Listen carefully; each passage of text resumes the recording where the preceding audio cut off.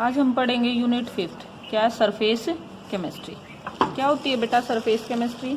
Surface chemistry नाम से ही पता चल रहा है, तो क्या हो गई? It is the branch of chemistry,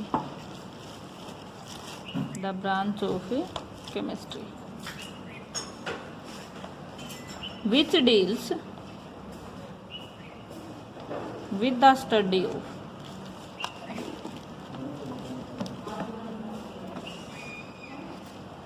the phenomena occurring on the surface। ठीक है, तो वो ब्रांच बेटा केमिस्ट्री की जो किसकी स्टडी कराती है? सरफेस की स्टडी कराती है। ठीक है, कि सरफेस के ऊपर क्या क्या फिनोमिना हो रहा है उसकी स्टडी कराएगी, वो क्या हो गई? Surface chemistry. अब बेटा सरफेस के ऊपर कोई भी फिनोमिना होता है तो एक टर्म यूज होती है एडजॉर्प्शन। देखो अब तक हमने क्या पढ़ा था? एब्जॉर्प्शन, और अब क्या पढ़ रहे हैं हम? Ad, adsorption. ठीक है, तो एडजॉर्प्शन क्या होता है कि ये हमारा कोई भी सरफेस है, मान लो ये सॉलिड है हमारा, इसके सरफेस के ऊपर क्या हो गया? सिर्फ सरफेस पे, अंदर नहीं गया है कुछ भी, कोई भी चीज आके एडजॉर्ब हो गई है, मतलब आके यहाँ पे डिपॉजिट हो गई सिर्फ सरफेस पे, तो वो क्या बन गई? एडजॉर्प्शन। वो क्या हो गई? एडजॉर्प्शन। तो क्या डेफिनेशन हुई? The phenomena of attracting the molecule on the surface, on the surface. ठीक है, कि कोई भी मॉलिक्यूल आके कहाँ पे ऐड हो जाए? सरफेस के ऊपर, तो वो क्या बन गया? एडजॉर्प्शन। क्लियर? और वो सरफेस क्या हो सकता है? लिक्विड भी हो सकता है, सॉलिड भी हो सकता है। ठीक है, और सरफेस के ऊपर जब आके कोई भी चीज ऐड हुई है तो कंसंट्रेशन क्या हो गई? हाई हो जाएगी किस पे? सरफेस के ऊपर। क्लियर? अब इसमें दो टर्म बेटा यूज होती है, एडजॉर्बेट और एडजॉर्बेंट। एडजॉर्बेट और दूसरा क्या है? एडजॉर्बेंट। एडजॉर्बेट क्या होता है? The substance which adsorbed on the surface. देखो जैसे ये हमारे पास क्या था? कोई भी सॉलिड था, सॉलिड के ऊपर आके गैस अट्रैक्ट हो गई है। ठीक है, तो गैस क्या है यहाँ पे? एडजॉर्बेंट, एडजॉर्बेट सॉरी, क्या है? एडजॉर्बेट। और जिसके ऊपर आके डिपॉजिट हुआ वो क्या हो गया? एडजॉर्बेंट। क्लियर? तो एडजॉर्बेट क्या हुआ? The substance which adsorb on the surface. Surface के ऊपर जो भी सब्सटेंस आके एडजॉर्ब हुआ है, अब जिस सरफेस पे हुआ है वो क्या हो गया? एडजॉर्बेंट। क्लियर? तो the substance which the substance on which adsorption takes place। Clear? ऐसे कह सकते हैं हम, जिसके ऊपर क्या हुई है? एडजॉर्प्शन हुई है, वो क्या हो गया? एडजॉर्बेंट। क्लियर बेटा? उसके बाद एक है हमारा डिसॉर्प्शन। डिसॉर्प्शन क्या होता है? Reverse process of adsorption, reverse process of adsorption. Adsorption का क्या हो जाए? उल्टा, तो वो क्या बन गई? डिसॉर्प्शन। क्लियर? अब क्या लिखोगे इसकी definition? The removal of attracting substance on the adsorbent, कि एडजॉर्बेंट के ऊपर जो भी सब्सटेंस आके एडजॉर्ब हुआ था वो क्या हो जाए? रिमूव हो जाए। क्लियर? एक और टर्म है बेटा ओक्लूजन। क्या है? ओक्लूजन। ओक्लूजन क्या होती है कि ये हमने एक स्पेशल केस ले लिया बेटा, ये है हमारा मेटल। मेटल के ऊपर जब गैस आके एडजॉर्ब हो जाए तो वो क्या बन जाती है? ओक्लूजन। है तो एडजॉर्प्शन ही, लेकिन एडजॉर्प्शन में तो कोई भी सॉलिड लिक्विड के ऊपर गैस आके एडजॉर्ब हो सकती थी, लेकिन यहाँ पे क्या है? मेटल के ऊपर किसका एडजॉर्प्शन हुई? गैस का। तो क्या हो जाएगा? The adsorption of gases on the metal. ठीक है, मेटल के ऊपर किसका एडजॉर्प्शन हो जाए? गैस का। क्लियर? उसके बाद बेटा नेक्स्ट टर्म है हमारी सोर्प्शन। नेक्स्ट क्या है? सोर्प्शन। सोर्प्शन क्या होती है? जिसमें एडजॉर्प्शन और एब्जॉर्प्शन दोनों हो। The process on which both absorption AB absorption and adsorption takes place। Clear? जिसमें दोनों हो, एब्जॉर्प्शन भी और एडजॉर्प्शन भी। अब बेटा इनमें क्या डिफरेंस है एब्जॉर्प्शन और एडजॉर्प्शन में?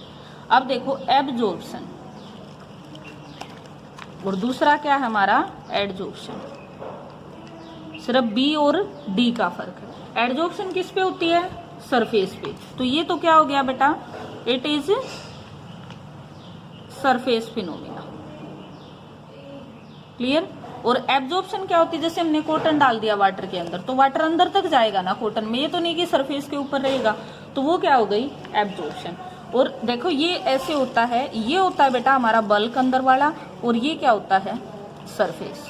तो ये तो बल्क के अंदर भी जाएगा एब्जॉर्प्शन में, तो ये क्या हो गया? It is bulk phenomena. एक तो डिफरेंस ये हो गया। सेकंड क्या है? इसके अंदर देखो, पहले हम एडजॉर्प्शन की पढ़ रहे हैं, तो concentration on surface, concentration on surface is different than bulk. ऊपर आके सिर्फ डिपॉजिट हुआ तो ऊपर तो क्या हो जाएगी? कंसंट्रेशन बढ़ जाएगी, सरफेस के अंदर वाली क्या रहेगी? कम रहेगी। तो कंसंट्रेशन क्या होती है? डिफरेंट होती है इसमें थ्रू आउट, जबकि एब्जॉर्प्शन में कंसंट्रेशन क्या हो जाती है? सेम हो जाती है। ठीक है, पूरे के अंदर। उसके बाद जो एडजॉर्प्शन है बेटा, एडजॉर्प्शन में जो रेट है वो हाई होता है शुरू में, rate of adsorption is high in beginning and then decrease till equilibrium। मतलब जब तक इक्विलिब्रियम नहीं आएगा तब तक क्या होएगा? डिक्रीज हो जाएगा। पहले बढ़ेगा, उसके बाद घटेगा, और फिर क्या हो जाएगा? कांस्टेंट जब इक्विलिब्रियम आ जाएगा। क्लियर? इक्विलिब्रियम क्या होता है बेटा? इक्विलिब्रियम होता है कि कंसंट्रेशन है जो रिएक्टेंट और प्रोडक्ट की, वो चेंज नहीं होती टाइम के साथ। तो concentration of reactant and product do not change with time. इसमें क्या होता है? रेट है बेटा वो सेम रहता है, rate remains same through out process, पूरे के पूरे प्रोसेस के अंदर। क्लियर? ना घटेगा ना बढ़ेगा, सेम रेट से चलेगी। तो ये क्या हो गई? Difference between absorption and adsorption. अब हम बेटा इसके एग्जाम्पल पढ़ेंगे। ठीक है, एग्जाम्पल में फर्स्ट है सिलिका जेल ले लिया हमने, सिलिका जेल।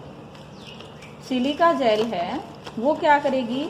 हमने एक वाटर वेपर्स है एक कंटेनर के अंदर, क्या है? Water vapours. क्लियर? अब वाटर वेपर्स ये हो गई मान लो silica gel, silica gel solid होती है बेटा। इसके ऊपर जो H2O है गैसियस फेज में, मतलब वेपर फेज में, वो तो क्या हो जाएगा? ये किसका एग्जाम्पल हो गया? एडजॉर्प्शन का। किसका एग्जाम्पल है? एडजॉर्प्शन का। अगर मैंने सिलिका जेल हटा दी, इसकी जगह पे मैंने ले लिया बेटा कैल्शियम क्लोराइड CaCl2। सेम यहाँ पे क्या होने हैं? H2O वेपर की फॉर्म में, तो ये अंदर तक चले जाएंगे। तो ये किसका एग्जाम्पल हो गया? एब्जॉर्प्शन का। समझ आ गया? एडजॉर्प्शन सिलिका जेल करती है वाटर वेपर्स को, सिर्फ सरफेस के ऊपर, अंदर तक नहीं जाने देती, जबकि वाटर वेपर्स को कैल्शियम क्लोराइड क्या कर लेगा? एब्जॉर्ब कर लेगा। क्या कर लेगा? एब्जॉर्ब। तो ये किसका एग्जाम्पल है? एडजॉर्प्शन और एब्जॉर्प्शन का। तो ये एग्जाम्पल है बेटा। सोर्प्शन का एग्जाम्पल देखो। सोर्प्शन क्या होता है? जिसमें दोनों प्रोसेस हो, एडजॉर्प्शन भी और एब्जॉर्प्शन भी हो। तो डाइज जो होती है, तो डाइज दोनों प्रोसेस दिखाती हैं, एब्जॉर्प्शन भी और एडजॉर्प्शन भी। क्लियर? तो ये क्या हो गई? सोर्प्शन। समझ आ गया? अब हम पढ़ेंगे बेटा मैकेनिज्म, मैकेनिज्म ऑफ एडजॉर्प्शन। ठीक है, देखो हमारे पास क्या होता है, जैसे ये कोई भी सब्सटेंस है, सॉलिड है, लिक्विड है, कोई भी है, ठीक है, ये क्या हो गया इसका सरफेस। तो जो अंदर वाला जो पार्टिकल होता है वो तो फोर्स चारों डायरेक्शन में लगा रहा है इक्वल, तो कैंसिल हो गई एक दूसरे से।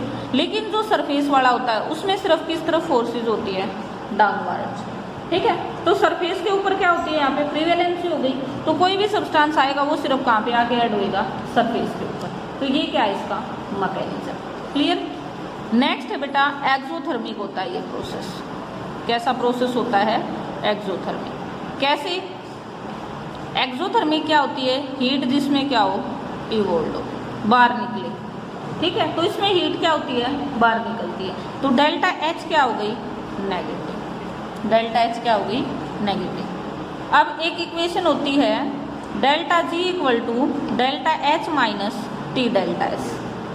डेल्टा जी होती gives free energy, delta H क्या होती है, change in heat, enthalpy change जिसको हम बोलते हैं, टी हो गया टेम्परेचर, डेल्टा एस क्या हो गई, चेंज इन एंट्रोपी, और एंट्रोपी होती है बेटा डिग्री ऑफ रैंडमनेस। अब डेल्टा जी जीरो कब होती है, जब इक्विलिब्रियम अटेन करे, इक्विलिब्रियम के ऊपर क्या हो जाएगी delta H, delta G zero हो जाएगी। और ये कब होएगा, जब डेल्टा एच किसके इक्वल हो जाए, टी डेल्टा एच, क्योंकि डेल्टा एच और ये इक्वल हो गए, तो सेम में से सेम घट गया, तो डेल्टा जी क्या बढ़ गई, जीरो। तो इक्विलिब्रियम के ऊपर क्या होता है, डेल्टा जी क्या हो जाती है, जीरो हो जाती है, ठीक है। और डेल्टा जी पॉजिटिव होती है नॉन स्पॉन्टेनियस प्रोसेस के लिए, डेल्टा जी नेगेटिव होती है स्पॉन्टेनियस प्रोसेस के लिए। अब बेटा स्पॉन्टेनियस और नॉन स्पॉन्टेनियस क्या होते हैं, स्पॉन्टेनियस प्रोसेस वो होते हैं जिस रिएक्शन को एक बार हमने इनिशिएट कर दिया, वो अपने आप चलती रही, थोड़ी सी एनर्जी दे दी, या फिर वो अपने आप ही चल रही है बिना इनिशिएशन के, उसके पास इतनी एनर्जी है। और नॉन स्पॉन्टेनियस क्या होते हैं, जिसको हमें रेगुलर सप्लाई करनी पड़ती है एनर्जी, अगर हमने एनर्जी देनी बंद कर दी तो वो रिएक्शन वहीं पे स्टॉप हो जाएगी, ठीक है। तो ये है हमारे पास इसका मैकेनिज्म। और ये कैसा प्रोसेस है, एक्सोथर्मिक। डेल्टा जी जीरो होगी जब delta H minus T delta S, delta H और टी डेल्टा एस इक्वल हो जाएंगी, तो डेल्टा जी क्या बन जाएगी, जीरो। और प्रोसेस कैसा होएगा, इक्विलिब्रियम